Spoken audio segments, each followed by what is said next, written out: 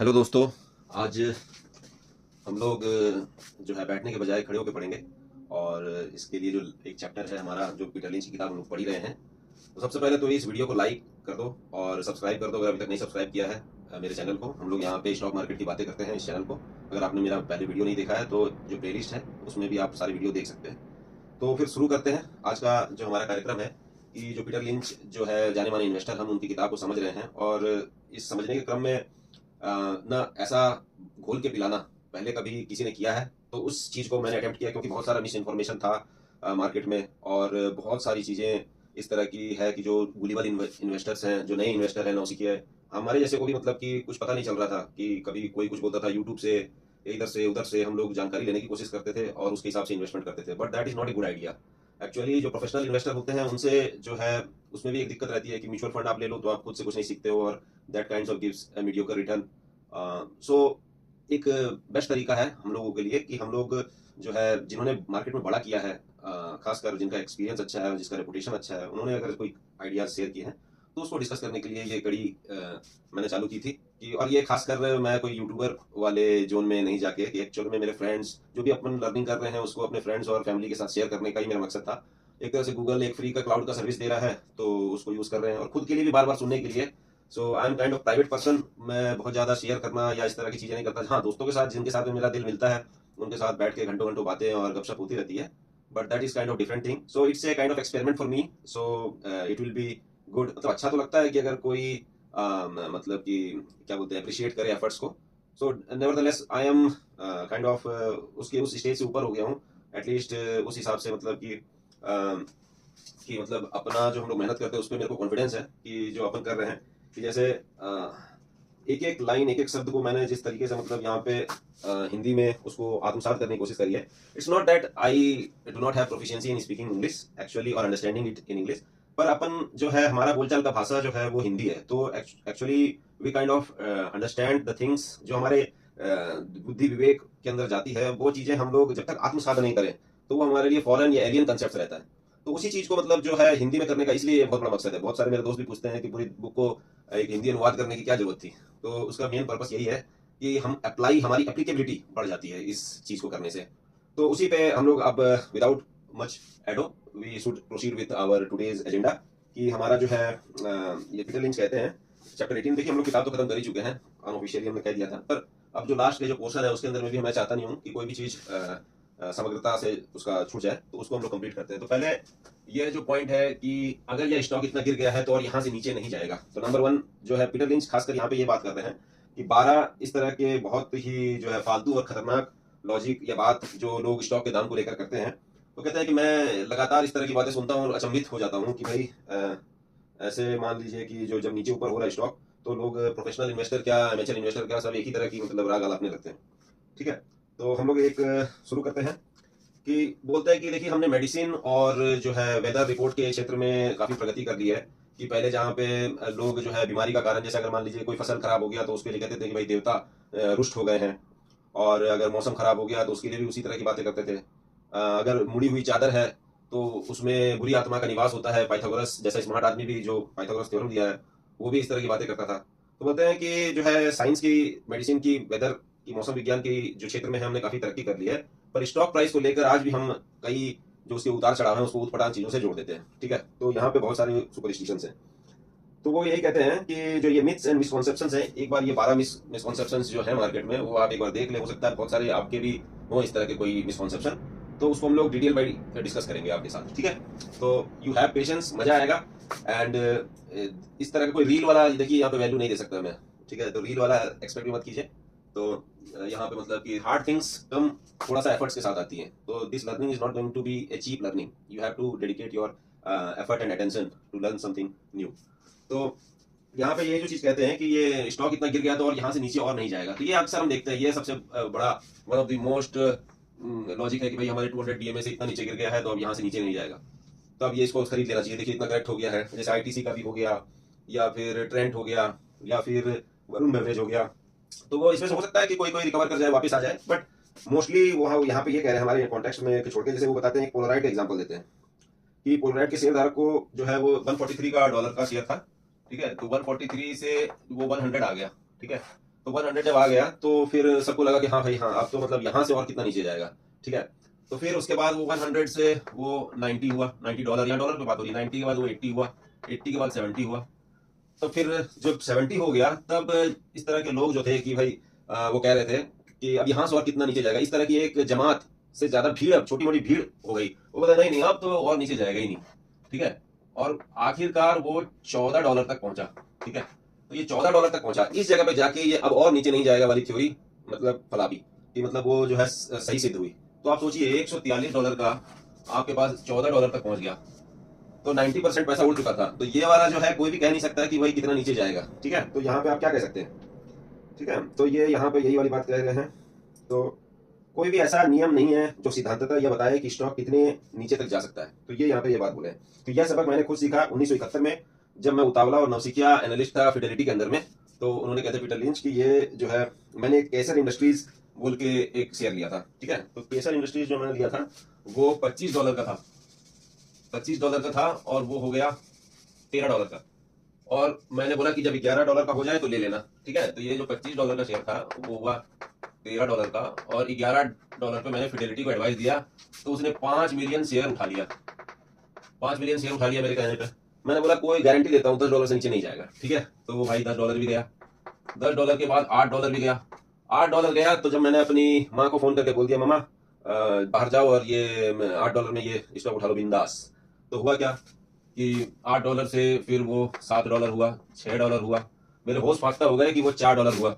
ये तो अच्छा हुआ कि मेरी माँ ने मेरी सुनी नहीं और उठाया नहीं, तो जो है ठीक रहा। बाकी ये $4 हुआ। तो जब $4 हो गया तब फिर मेरे जो है मरोड़ निकल गई थी कि मैं जो इतना कॉन्फिडेंस के साथ कह रहा था। पर फिर भी मतलब मेरे से फिडेलिटी वाले पूछे कि भाई क्या हो रहा है इसमें। तो मैंने बोला कि भाई जब, क्योंकि मैंने ही सजेस्ट किया था, तो मैंने बताया कि भाई मैंने जो देखा था उसकी जो बैलेंस शीट है उसमें सब कुछ सही है। जो इसका एसेट है, अगर उसको सच में, अगर मान लो एसेट पर शेयर को अगर हम लोग पकड़े तो भी इसको $40 मिलना चाहिए। तो ठीक है, फिडेलिटी वाले खुश हो गए कि भैया 4 प्लेन के दाम में 4 एरोप्लेन, 100 मिलियन का, मतलब 25 मिलियन शेयर थे तो $4 मिला के 100 मिलियन का कंपनी हो गई। तो बोले कि 100 मिलियन में उस वक्त में बोइंग 747 के 4 प्लेन आते थे। तो वो बोल रहे हैं कि भैया 4 प्लेन के दाम पे इतनी बड़ी कंपनी मिल रही है जो काफी काम करती थी। केसर इंडस्ट्रीज जो है वो बताते हैं कि वो रियल एस्टेट में थी, एल्यूमिनियम में थी, स्टील में थी, सीमेंट में थी, शिप बिल्डिंग में थी, aggregate, fibre glass, engineering, broadcasting business, मतलब बहुत तरह का काम करती थी। तो इस तरह की जो कंपनी थी वो इतना मिल रही थी और उसके पास कर्जा भी नहीं था, डेट भी नहीं था। तो वो वापस रिकवर हुई, जो $4 पे पहुंच गई थी वो 4 से 40 ना होकर कम से कम $30 तक पहुंच गई। तो रिकवरी तो हुई पर मेरी मरोड़ निकाल दी इसने, ठीक है। कि कोई ये नहीं है, मतलब ये कह सकते हैं कि एक कहावत भी है ना कि stock can remain irrational for more time than you can remain solvent. तो वो वाली बात है, ये कहीं पे हमने पढ़ी थी। तो वो है कि आप इरेशनल चला गया, आज के डेट में इस तरह का होता है तो कहते हैं शिकारी लोग आ जाते हैं, और शिकारी मतलब रेडर्स, और आके वो करेक्ट कर देते हैं। मगर पहले के टाइम पे ऐसा नहीं था, हो सकता था कि वो भी हो जाए, यू कैन से कि मतलब बहुत दिन तक वो अंडर वैल्यूड ही रहे। तो ये बात हो गई। फिर हम लोग फर्स्ट पॉइंट को हम लोग खत्म कर लेते हैं, सेकंड पॉइंट पे आते हैं हम लोग। सेकंड पॉइंट पे कि आप हरदम बता सकते हो कि स्टॉक बॉटम बना लिया है या नहीं। तो बोलते हैं ये वाली भी बात मतलब फर्स्ट से रिलेटेड ही है कि जितना नीचे गिरते जाएगा ये नहीं बता सकते, तो बॉटम बन गया ये भी नहीं बता सकते। तो मोर और लेस वही है। पर इसमें ये कहते हैं कि बॉटम फिशिंग के चक्कर में जो है एक फेवरेट पास टाइम हो गया इन्वेस्टर का कि बॉटम फिशिंग करना हमें। पर वो बॉटम फिशिंग के चक्कर में क्या होता है कि अक्सर मछली के से ज्यादा हुक में मछुआरा फंस जाता है, ठीक है। यहाँ पे वो कह रहे हैं, बोलते हैं कि जो है गिरते हुए स्टॉक और गिरते हुए चाकू को पकड़ना अच्छा आइडिया नहीं है। एक बार चाकू गिरने दो, उसका जो है कंपन होने दो। कंपन मतलब स्टॉक प्राइस का भी समझ लीजिए कि एक बार वो इस तरह से गिर जा रहा है। चार्ट में अगर हम लोग बना के देखें, चार्ट में हम लोग बना के देखें तो उसका स्टॉक ऐसे ऐसे चल रहा है और वो गिर जा रहा है। तो फिर यहाँ पे वो कह रहे हैं स्टेबलाइज होने दो, कंपन होने दो चाकू का कंपन, और उसके बाद उसको खरीदो, मतलब कंसोलिडेट करने दो, जो हम लोग नॉर्मल सेंस में कहते हैं। तो उसके बाद आपको जमीन को छूने दो चाकू को, फिर आप उसको लो जब ठहरा हो जाए। तो ये अक्सर इस टाइप का जो कंसोलिडेशन पीरियड है वो 2 से 3 साल भी हो सकता है किसी किसी में, ठीक है। अब जैसे ओला है वो मतलब गिर गया है, हो सकता है रिवाइव कर जाए, तो आप उसको देखिए कि उसका फंडामेंटल्स इंप्रूव हो रहे हैं, सारी चीज हो रही है, तब हो सकता है रिवाइव कर जाए, ठीक है। तब आप उसको देख सकते हैं। मगर गिरते हुए चाकू को जो भी पकड़ने गए, देखो अभी हाथ कट गया ना, कि जो भी मान लो वो 150 से धीरे धीरे धीरे करके 100 पे 80 पे किसी ने खरीदा होगा, हर एक भाव पे हर कोई भाव के खिलाड़ी फंसे हुए हैं। यस बैंक में भी वही कहानी है, वोडाफोन आइडिया में भी वही कहानी है। अब क्योंकि गवर्नमेंट ने उसके जो है कुछ एजीआर ड्यूज को इतना टाइम के लिए ये कर दिया है, तो उसके फंडामेंटल्स लेवल पे कुछ चेंज हुए हैं। तो अब फंडामेंटल्स चेंज होने की बात अलग है, उसके बाद आप उसको दूसरे तरीके से फिर से इवेल्युएट करेंगे, ठीक है। तो भाव के खिलाड़ी नहीं बनने वाले बोल रहे हैं, ठीक है। पूरे मतलब इस चैप्टर में ये बात है, ठीक है। फिर हम लोग ये जो हो गया कि तीसरा पॉइंट पे आते हैं, अगर इतना ऊंचा दाम हो गया है तो स्टॉक तो अब यहाँ से और ऊपर कैसे जाएगा। ये भी एक इंपॉर्टेंट मतलब हम लोग के अंदर में रहता है कि भाई ऊंचा और हो गया तो और ऊंचा तो नहीं जाएगा यार, इतना महंगा हो गया यार, नीचे छोड़ दिया था इसको। तो कह रहे हैं कि सही कह रहे हो बेटा, जब तक तुम्हारे पास फिलिप मॉरिस या सुबारू टाइप के स्टॉक नहीं है तब तक ये बात तुम्हारी सही है, मगर फिलिप मॉरिस के लिए ये बात लागू नहीं होती है। अगर तुम पेज नंबर 262 पे चार्ट देखो तो ये रहा फिलिप मॉरिस का चार्ट। ये बोल रहा है it can't go much higher, oh really, यहाँ पे गिरा फिर यहाँ से उठा, फिर यहाँ पे लोग जब थोड़ा सा गिरा और वैल्यूएशन ज्यादा है, it can't possibly go any higher says who, फिर यहाँ से बड़ा बड़ा बड़ा। तो बोलता है कि यहाँ पे मेन कहानी जो यहाँ पे लिखे है कर्सिव राइटिंग में Peter Lynch, if the story is still good and earnings keep growing then of course it can go higher. तो यहाँ पे वही कह रहे हैं, अर्निंग्स का जो अगर मोमेंटम आता रहेगा तो स्टॉक बढ़ता जाएगा, नया हाई पे नया हाई बनाता जाएगा। ठीक है, तो यही बात तो उसने कहा है। ठीक है, ये वाली बात ये कह रहे हैं कि अगर ऊपर गया है तो बोलते हैं कि फिलिप मॉरिस दुनिया का सबसे महान स्टॉक रहा है। और पहले ही मैंने बताया था कि अगर सुबारू के कार की जगह में उतना ही पैसा का अगर आप स्टॉक ले लेते हैं सुबारू का तो आप करोड़पति बन जाते। ठीक है, तो ये भी बात बोल रहे हैं कि वो बोल रहे हैं 1950 में अगर फिलिप मॉरिस जब 50 सेंट्स का बिक रहा था उस वक्त अगर आप मान लो ठीक ठाक पैसा लगा दिए होते तो आप 1961 में $2.5 पे आ गया था तो आप ललायत होकर बेच देते, बेचने को उतार हो जाते कि भैया मेरा पैसा तो यहाँ से देखिए 75 से तो 3x हो गया है तो इसको हम बेच देते हैं। तो 1 साल बाद ही यह 7 गुना हो जाता। ठीक है, मतलब 17.5 पे बिक रहा था और 1950 के मुकाबले 25 गुना हो गया था। तो जिसने भी मतलब $1000 लगाया होगा 1950 में तो वो 166 गुना बनाया होगा। एक तरह से मान लीजिए 1950 से लेके 1907 साल और इधर 10 साल में। ठीक है, और अगर डिविडेंड को भी जोड़ दे तो 190x बनाया। ठीक है, 190x समझ रहे हो, तो इसीलिए इसको बोलते हैं महान स्टॉक का, दुनिया का सबसे महान स्टॉक का दर्जा इसी को मिला हुआ है फिलिप मॉरिस को। ठीक है, तो बोलते हैं कि अगर मैं यही बोलता है कि मैं कैसे ऊपर जाएगा, मैं कभी सुबारू टाइप का स्टॉक नहीं खरीद पाता। ठीक है, जो कि पहले से ही 20x हो चुका था।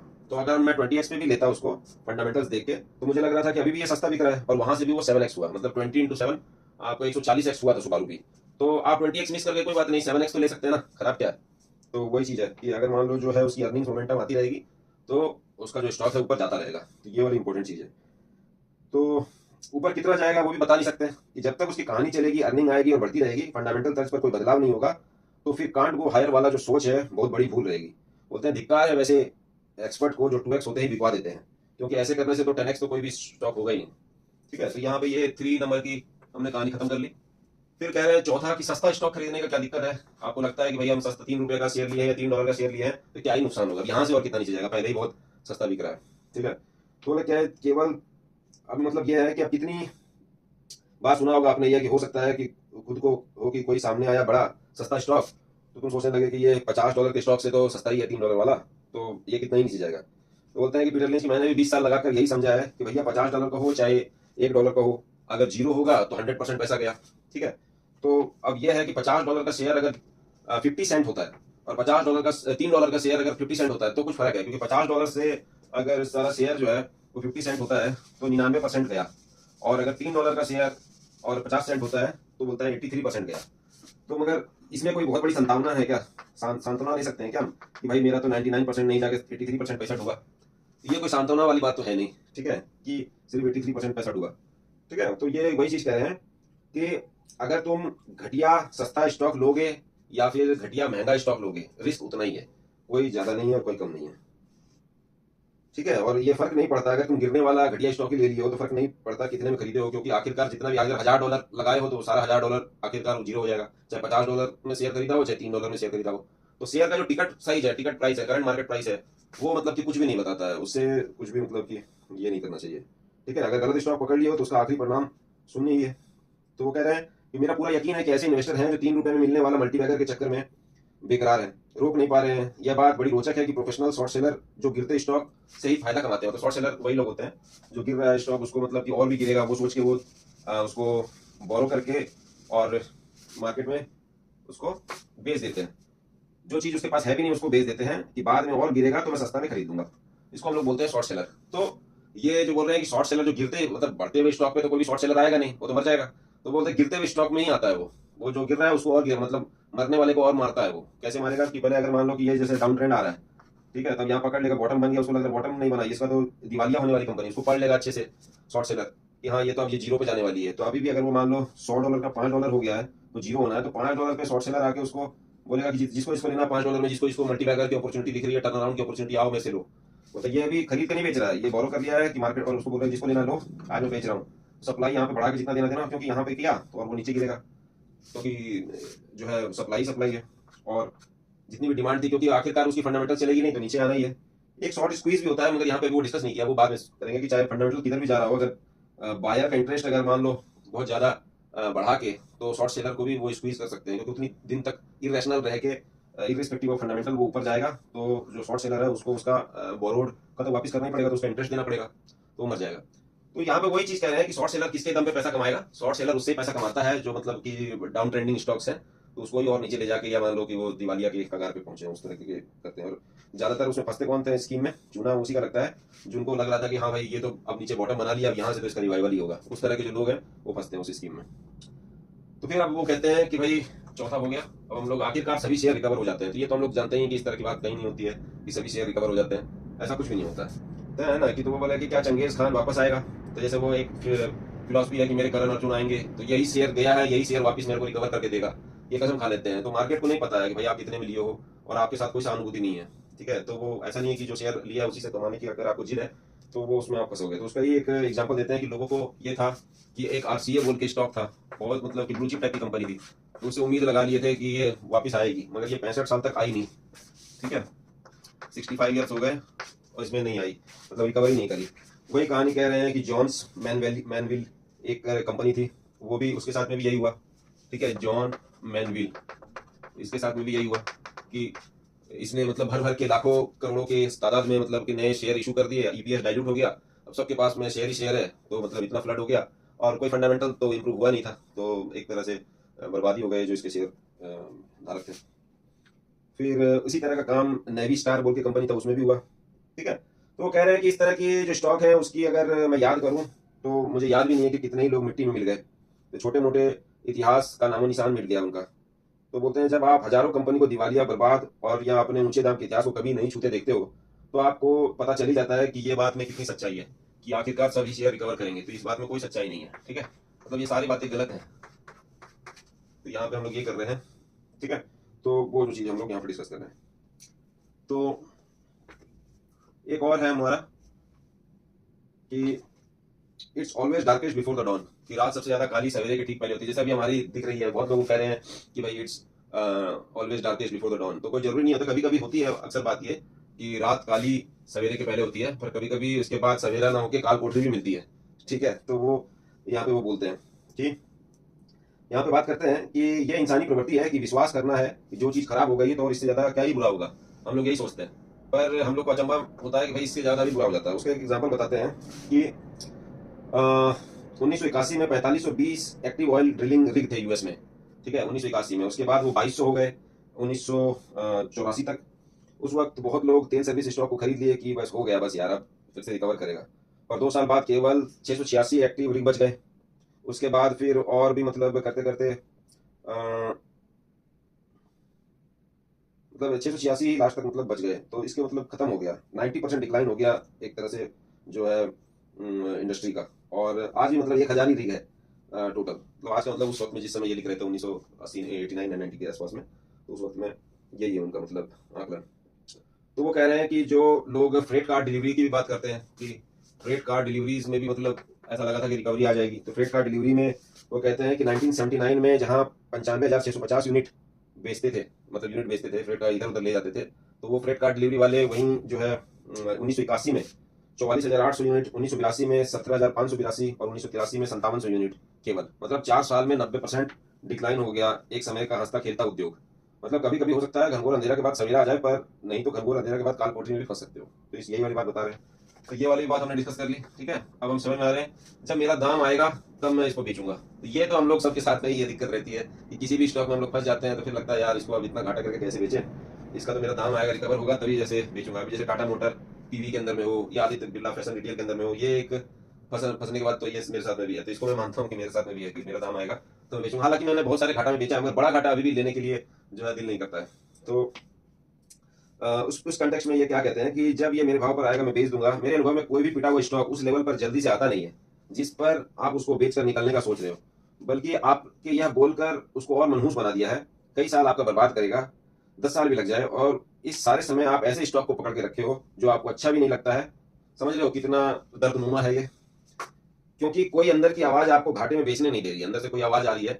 पर पीटर लिंच कहते हैं कि मैं अपने अंदर से आती हुई इस आवाज को मार देता हूँ वो मैं बोलता हूँ कि अगर मुझे याद दिलाता है तो मैं याद दिलाता हूँ उसको कि भाई अगर फंडामेंटल तर्ज पर मैं पिटे होने के बाद अगर और ऐड करने में कॉन्फिडेंट नहीं हूँ तो मैं तुरंत बेच देता हूँ ऐसा नास पिटा शेयर। तो ठीक है, तो ऐसे नास पिटे शेयर को मैं रखता नहीं हूँ। मेरे को लगता है कि भाई अगर मैं उसमें ऐड करने का फंडामेंटल तर्ज पे मैं उसको ऐड करने का कॉन्फिडेंस नहीं रख रहा हूँ तो मैं उसको बेच दूंगा। ठीक है, तो यहाँ पे हो गया।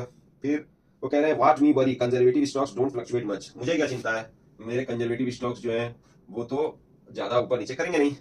तो यही जो है कह रहे हैं कि 2 पीढ़ी तक कंजर्वेटिव इन्वेस्टर इसी ख्याल में जिए कि यूटिलिटी कंपनीज जो होती है वो काफ़ी सेफ होती है और इनमें आप गलत नहीं फंस सकते। अपने सेफ में रखो और मौसम का आनंद लीजिए, जैसे बोलते हैं मोदी जी, वैसे ही आप डिविडेंड का आनंद लीजिए। तो आप उसमें देखेंगे कि अचानक से एक दिन परमाणु संकट आ गया, कहीं पे टैरिफ संकट आ गया, कहीं रेट बेस, कहीं ऑयल क्राइसिस, कुछ भी आके आपका जैसे कंसोलिडेटेड एडिशन बोल के कंपनी थी उसकी 80% नीचे डाउन हो गई। ठीक है, तो कंजर्वेटिव स्टॉक्स के अंदर में था पर वो डाउन हो गई 80% उसमें भी। तो वो 80% डाउन हुआ फिर वापस रिकवर हो गया, मगर ये बात मतलब सच नहीं है कि ये जो है कंजर्वेटिव स्टॉक्स है सेफ है। वो कह रहे हैं ये बात है। तो वो कहते हैं कि ये तथाकथित सेफ यूटिलिटी स्टॉक्स आर्थिक और रेगुलेटरी दिक्कत रहती है इसमें। जैसे हमारे इंडियन कॉन्टेक्स्ट में हम देखेंगे कि जो एक्सचेंज का बिजनेस है आईईएक्स, उसके अंदर में देखो रेगुलेटरी और ये सब जो है इकोनॉमिक वाला दिक्कत रहती है। अभी आईटीसी के अंदर में भी देखा हमने कि यूटिलिटी तो नहीं है पर ये कंज्यूमर के अंदर में ही आप देख सकते हैं कि जो सिगरेट वगैरह है जो 40% इसका रेवेन्यू है लगभग, बाकी तो इसने डाइवर्सिफाई कर लिया है। तो उसके बाद भी इसकी बहुत धुलाई पिटाई हुई शेयर की क्योंकि वो ये हो गया। तो यहाँ से रिबाउंड कर सकता है डेफिनेटली, कोई स्टॉक रिकमेंडेशन नहीं है। बट क्योंकि जो सिगरेट पीने की जिसकी आदत होती है वो सिगरेट अचानक से छूटती नहीं है तो वॉल्यूम तो वही रहेगा। इनफैक्ट फिलिप मॉरिस में या बाकी में इस तरह से देखा गया कि जब घटा है तो मतलब बढ़ा है तो उस वक्त में इनके मार्जिन और अच्छे हो जाते हैं। तो आप ये कह सकते हैं। ठीक है, तो ये हो गया। अब हम लोग चलते हैं, इसमें ही एक पॉइंट और बोल रहे थे कि आजकल मतलब इस तरह की जो कंपनी सेफ मानी जाने वाली electric company, solar wind type, जो भी 10x ऊपर 10x नीचे आप देख सकते हैं बहुत सारी कंपनी इस तरह की है जो मतलब सेफ कुछ भी नहीं है। ठीक है, फिर हम लोग ये एक इसमें चलते हैं कि बहुत ज़्यादा समय हो गया है मैं इस स्टॉक में, मेरे स्टॉक में कुछ हो ही नहीं रहा। तो ये भी एक मेरा मतलब वन ऑफ द जिसमें जहाँ पे ये मतलब ये वाले के साथ साथ में ये भी मेरा एक रहा है कि बहुत सारे जो अच्छे स्टॉक्स रहते हैं, जैसे नारायण हृदयालय मेरा पर्सनल एक्सपीरियंस है, बजाज फाइनेंस में भी कि बहुत दिन तक ये 5-6 हज़ार के रेंज में फंसा रहा था तो मैंने बेच के निकल गया। फिर उसके बाद 10 हज़ार हुआ, फिर वो जो है स्प्लिट होकर वो 1,000 रुपये का शेयर हुआ 10 में।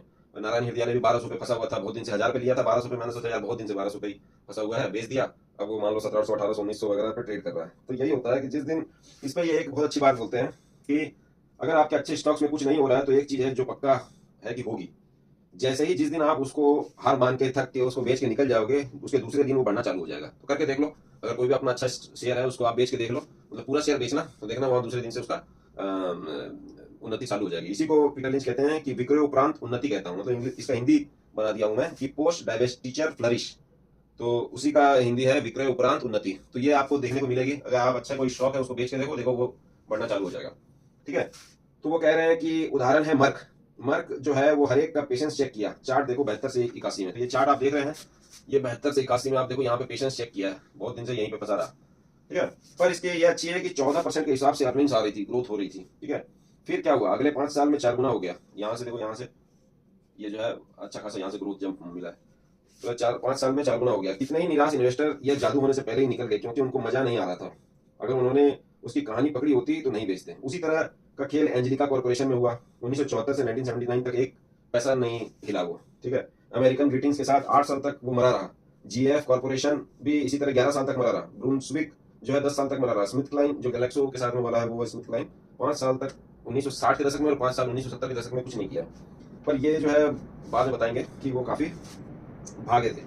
तो बोलते हैं कि मोस्ट ऑफ द मनी, बोला कि मैं मर्क के साथ चिपका रहा क्योंकि मुझे अब आदत है ऐसे स्टॉक में झेलने की। ज्यादातर जो मैंने पैसे बनाए हैं वो स्टॉक को लेने के तीसरे या चौथे साल में बने हैं। ठीक है, तो वो कह रहे हैं कि मेरे को आदत है इस तरह के स्टॉक को झेलने की, इसलिए मैं मर्क के साथ चिपका रहा। ठीक है, तो मर्क के साथ थोड़ा लंबाई हो गया, तीसरे चौथे में तो नहीं बना, पर मैं टिका रहा क्योंकि जो भी चीज मुझे खींच कर लाई थी इस स्टॉक में वो मौजूद थी। मुझे संतोष था कि आज नहीं तो कल यह सब्र का फल मीठा होगा, और एक्चुअल में ये हुआ भी। वो कह रहे हैं कि भाई जो है अमेरिकन ग्रीटिंग्स जो है वो 6 बैगर हुआ 6 साल में, और अपना लुकेंस जो है वो 15th ईयर में, 14 साल तक कुछ नहीं हुआ और 15th ईयर में वो 6 गुना हुआ। तो उसी तरह की बात कर रहे हैं। एंजेलिका 7 बैगर हुई, ब्रूंसविगर 6 बैगर हुआ, स्मिथ क्लाइन 3 बैगर 2 साल में हुआ। तो वो मतलब थोड़ा सा जो है, तो यहाँ पे ये एक अच्छी लॉजिक बता रहे हैं कि अगर कई साल तक स्टॉक का न चलना मैं एक शुभ संकेत मानता हूं, खासकर वैसे का जिसको मैं अट्रैक्टिव मान रहा हूं और उसका अर्निंग्स भी आ रही है, ग्रोथ भी हो रहा है, तो मुझे पसंद है जो स्टॉक, वो मुझे और भी पसंद हो जाता है अगर ये वाली कैरेक्टरिस्टिक्स है। इसको मतलब strong base of price consolidation मुझे इशारा देता है कि बड़ा मूव आने वाला है। ठीक है, तो इसी को मतलब ईकेजी ऑफ रॉक बोलते हैं ये वो। तो यहीं पे इसको हम लोग खत्म करते हैं, ये नहीं हो रहा। फिर देखो मेरा कितना नुकसान हो गया, मैंने इसको खरीदा नहीं था। तो बोलते हैं कि ये एक जो है हम लोग का नोशनल नुकसान जो हम लोग दिमाग में कर लेते हैं उसको ले बता रहे हैं कि आज हम हर कोई अमीर होते हैं अगर 50 सेंट का क्राउन कॉर्क एंड सील अपना सारा पैसा लगा दिए होते हैं हम लोग।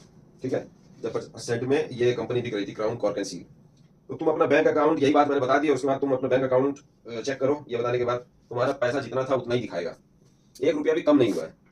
पर फिर भी ऐसा लग रहा है कि क्या छूट गया का एहसास जो है आपको गरीब वाली फीलिंग दे रहा होगा। क्या बहुत बकवास बात लग रही होगी, पीटर लिंच कह रहे हैं, पर मेरे कुछ इन्वेस्टर साथी अपने आप को कोस रहे हैं रोज जब वो न्यूयॉर्क स्टॉक एक्सचेंज में देखते हैं कि 10 बड़े विनर, मतलब हम लोग भी देखते हैं ना कि इस साल निफ्टी का 10 विनर कौन भागा है, अरे यार मैंने तो साला क्या क्या ले लिया, जो मैंने लिया वो चला ही नहीं, ये सब क्यों नहीं लिया मैंने। ठीक है, तो वही सारी चीज बोल रहे हैं। तो ऐसा लगता है इन शेयर को न लेकर कितना नुकसान कर लिया हमने। यही लोग गहना और घर या जमीन को लेकर भी कहते हैं कि अरे उस समय जब मिल रहा था तो मैंने लिया नहीं। ठीक है, तो ये कह रहे हैं कि किसी का फायदा तुम्हारा नुकसान है, ये सोचना स्टॉक मार्केट निवेश में अच्छा रवैया नहीं है, मतलब it's not a great attitude for investing. यह आपको पागलपन की तरफ ले जाएगा। जितना तुम विनर का सुनोगे उतना तुम खोए अवसर के प्रति अवसाद महसूस करोगे।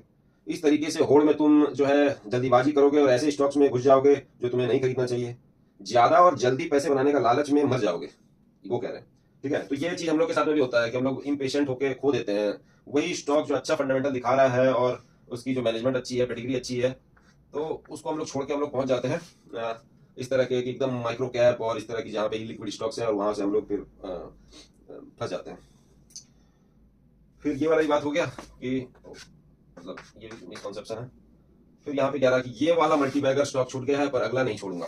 ये जो हम लोग की एक जिद रहती है कि नेक्स्ट वन जो है कभी भी काम नहीं करता है। ये हम लोग ने देखा था कि अगर टॉय R&U आपने मिस कर दिया है, जो टॉयज की अच्छी कंपनी, आप सोचे कि भाई मैं ग्रीन मैन ब्रदर्स ले लेता हूँ, तो है ना, जो कि एक मीडियोकर कंपनी थी, तो आपने अपनी गलती बढ़ा ली। टॉय एंड RU नहीं लेकर आपने कोई नुकसान नहीं किया, आपको एक पैसा का नुकसान नहीं हो, मगर ग्रीन मैन ब्रदर्स आप लेकर नुकसान कर लिए, कंपाउंड कर ली एक तरह से गलती। वो यही कह रहे हैं कि होम डिपो मिस करने के बाद स्कॉटी खरीदने की जो है वो गलती, ये भी गलती है। आप पिडमोंट मिस करके पीपल एक्सप्रेस खरीद लिए, प्राइस क्लब छूट गया आपसे तो वेयर हाउस क्लब ले लिए। इसलिए ज्यादातर केस में 2 नंबर कंपनी या नेक्स्ट वाली जो कंपनी है उससे बढ़िया है कि ओरिजिनल कंपनी ऊंचे दाम पे ही खरीद लो। जो 2 नंबर कंपनी सस्ते में खरीदने से बढ़िया है कि ओरिजिनल कंपनी ही ऊंचे दाम में खरीद लो।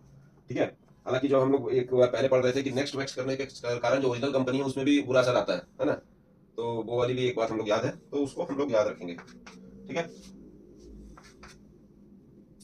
फिर अभी हम लोग 12 नंबर पे आते हैं, जो वीडियो तो बड़ा हो गया। यही ब्यूटी है कि अगर मुझे चुनना होगा कि सबसे बड़ा गलतफहमी इन्वेस्टिंग की दुनिया में क्या है, तो मैं चुनूंगा कि चूंकि मेरा प्राइस बढ़ गया है तो देखा मैंने कितना सही था, मेरा इन्वेस्टमेंट सही था, या फिर ये बात कहना कि मेरा स्टॉक कितना नीचे चला गया, देखो कितना गलत था मैं। तो ये जो है स्टॉक प्राइस मूवमेंट के ऊपर में आप जो है लॉजिक लगा रहे हो, इन्वेस्टमेंट को सही या गलत बता रहे हो, तो वो थेथोलॉजी है। इसको मना कर रहे हैं कि मत करो ऐसा। क्यों कह रहे हैं, उस पर क्या बात कर रहे हैं वो बताता हूँ मैं। कि $5 का अगर $6 हो गया तो लोग अपने को समझदार समझने लगते हैं, जबकि सच्चाई कोसों दूर है। अब आपका खरीद से ऊपर आ गया है तो आपने खुद को समझा लिया और लंबी अवधि के लिए बन गए, उसमें इन्वेस्टर और कॉम्प्लेसेंट हो गए। अब खरीद के नीचे आ गया तो अब लग रहा है कि यार गलत थे हम बेकार इन्वेस्टमेंट किए हैं। तो जो स्टॉक $10 से 12 पहुंचा उसको तो अपने पोर्टफोलियो में रखे हो, और जो $10 से $8 हो गया उसको बेच दिए और कह रहे हो कि विनर को रखो और लूजर को बेचो वाला फिलॉसफी हम अपना रहे हैं। तो बोले स्टॉक प्राइस के ऊपर में आप विनर को बेचो और लूजर को रखो, लूजर को बेचो वाला कॉन्सेप्ट नहीं लगाना, फंडामेंटल की तरफ पे लगाना है। तो बोलते हैं यही हुआ 1981 में, जब एनर्जी बूम के कारण जपटा बोल के कंपनी थी, ठीक है, ZPATA, ठीक है, तो ये बोल के कंपनी थी।